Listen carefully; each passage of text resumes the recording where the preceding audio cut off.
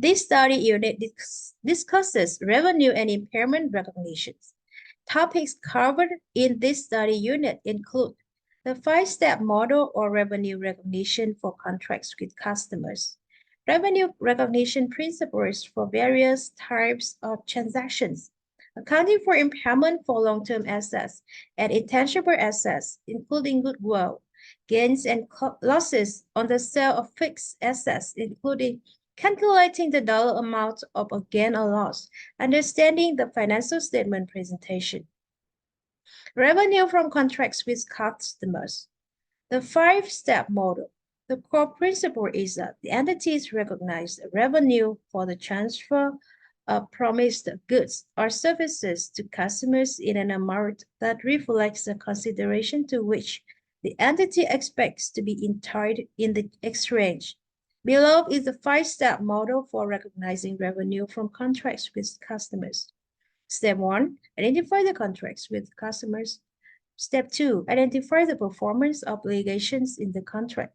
Step 3, determine the transaction price. Step 4, allocate the transaction price to the performance obligations in the contract. Step 5, recognize revenue when or as the performance obligation is satisfied. Step 1, identify the contract with a customer. A contract is an agreement between two or more parties that creates enforceable rights and obligations. Revenue is recognized for a contract with a customer if all of the following criteria are met. The contract was approved by the parties. The contract has commercial substance. Each party's rights regarding goods or services to be transferred and the payment terms can be identified. It is probable that the entity will collect substantially of all the consideration to which it is entitled according to the contract. Probable means that the future event is likely to occur. If the criteria described on the previous page are not met, if collectibility cannot be reliably estimated, the consideration received is recognized as a liability and the revenue is recognized until the criteria are met. However, even when the criteria are not met, revenue is the amount of non-refundable consideration received from the customer is recognized if at least one of the following has occurred.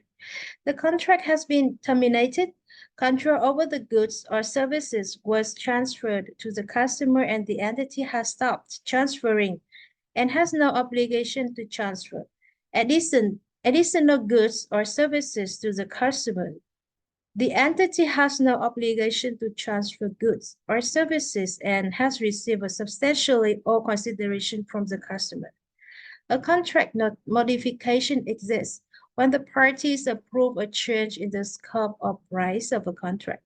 It is accounted for as a separate contract if the following conditions are met. The scope of the contract increases because of the addition of promised goods or services that are distinct, and the price of the contract increases by the consideration amount that reflects the entity's standalone selling prices of the additional promised goods or services. Step 2, identify the performance obligations in the contract. A performance in the contract. A performance obligation is a promise in a contract with the customer to transfer to the customer a good or service that is distinct or a series of distinct goods or services that are substantially the same and have the same pattern of transfer to the customer. Promised goods or services are distinct if the customer can benefit from them either on their own or together with other resources that are readily available, capable of being distinct, and the entity's promise to transfer them to the customer is separately identifiable from the other promises in the contract, distinct within the context of the contract. A separately identifiable good or service does not significantly modify or customize another good or service promised in the contract. is not highly dependent on or highly interrelated with other goods or services promised in the contract. Step 3. Determine the transaction price. The transaction price is the amount of consideration to which an entity expects to be entitled in exchange for transferring promised goods or services to a customer. It excludes amounts collected on behalf of third parties, sale taxes. Any consideration payable to the customer, such as coupons, credits, or vouchers, reduces the transaction price.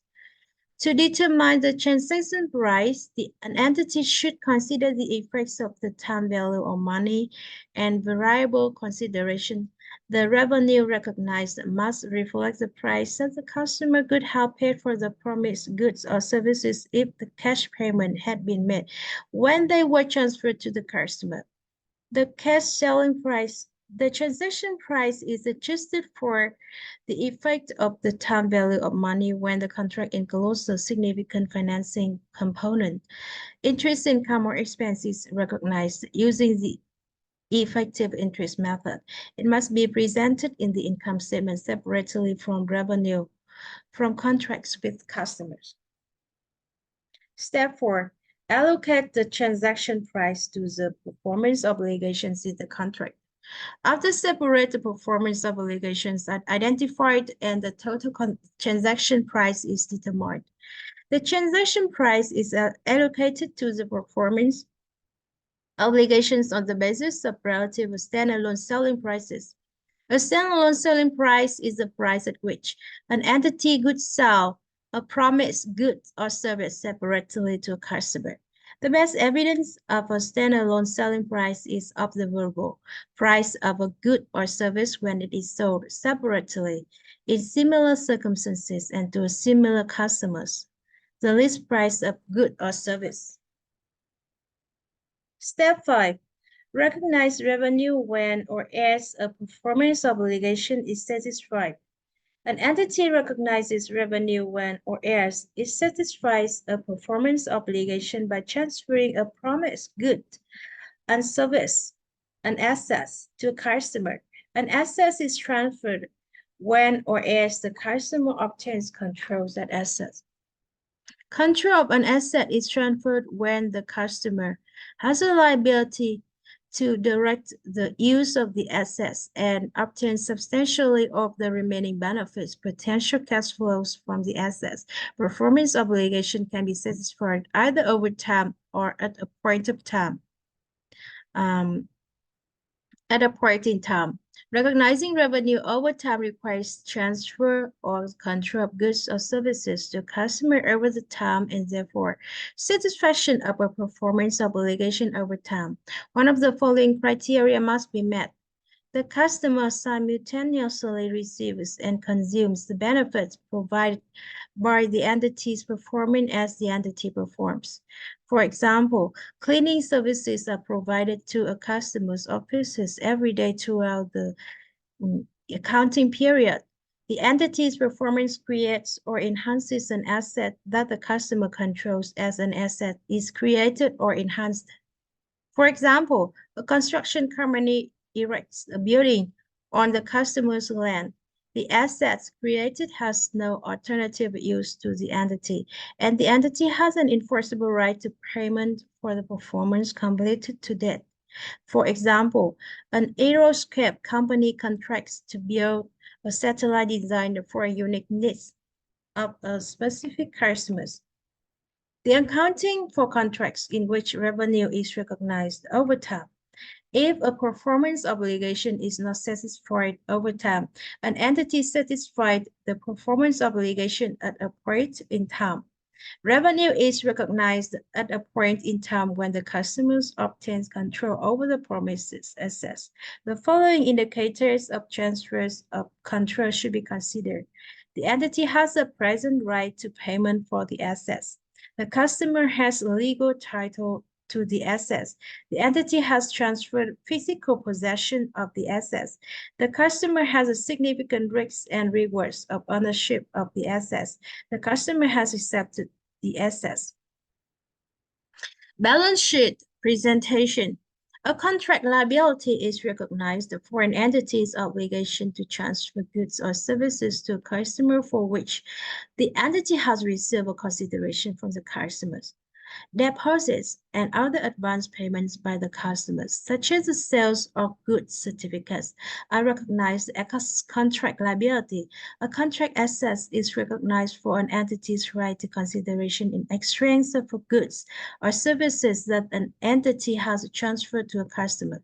However, the entity must have an unconditional right to the consideration to recognize the receivable. A right to consideration is unconditional if only the passage of time is required before payment of that consideration is due. Contract assets and contract liabilities result from different contracts must not be presented net in the statement of financial statements. Recognition of revenue over time. For each performance obligation satisfied over time, an entity must recognize revenue over time. For this purpose, the entity measures the progress toward complete satisfaction using the output method or the input method. To determine the appropriate method, an entity must consider the nature of the good or service that it promised to transfer to the customer. The chosen method should describe the entity's performance in transferring control of promised assets to the customer. At the end of each reporting period, the progress towards complete satisfaction of the performance obligation must be remeasured and updated for any changes in the outcome of the performance obligation. Such changes must be accounted for prospectively as a change in accounting estimate. Input method. The input method recognizes revenue on the basis of the entity's input to the satisfaction of the performance obligation relative to the total expected inputs to the satisfaction of that performance obligation. Examples of input include costs incurred, labor hours expended, resources consumed, time elapsed, machine hours used. Cost-to-cost method. In long-term construction contracts, costs incurred relative to total estimated costs often are used to measure the progress toward completion. This method is the cost-to-cost method, formerly known as the percentage of completion method. Only costs that contribute to progress in satisfying the performance obligation are used in the cost-to-cost method. The following costs must not be included in measuring the progress. Costs incurred that related to significant inefficiencies in the entity's performance, abnormal amounts of wasted material or labor that were not chargeable to the customer under the contract. General, the administrative costs directly related to the contract. Selling and marketing costs when an entity's input are incurred evenly over time. Recognition of revenue on a straight line basis may be appropriate. Output method. The output method recognizes revenue based on direct measurement of the value of goods or services transferred to the customer to that relative to the remaining goods or services promised under the contract. Revenue might not be recognized until all performance obligations are satisfied by transfer or control of the goods or services to the buyer. The effect then is that revenue is recognized and operated in time, not over time. The result is the same as under what was formerly known as the completed contract method. Examples of output methods include appraisals of results achieved, milestones reached, units produced, units delivered. An entity may have a right to consideration from a customer in an amount corresponding directly with the value to the customer of performance to date. Using the practical expedient, revenue may be recognized at the amounts to which the entity has a right to invoice the customer. An entity recognizes revenue for a performance obligation satisfied over time only if progress toward complete satisfaction of the performance obligation can be reasonably measured. Revenue can be recognized to the extent of the cost incurred. Zero profit margin when an entity is not able to reasonably measure the outcome of a performance obligation or its progress towards satisfaction of that obligation. But an entity expects to recover the cost incurred in satisfying the performance obligation. As soon as an estimated loss on any project becomes apparent, it must be recognized in full, regardless of the methods used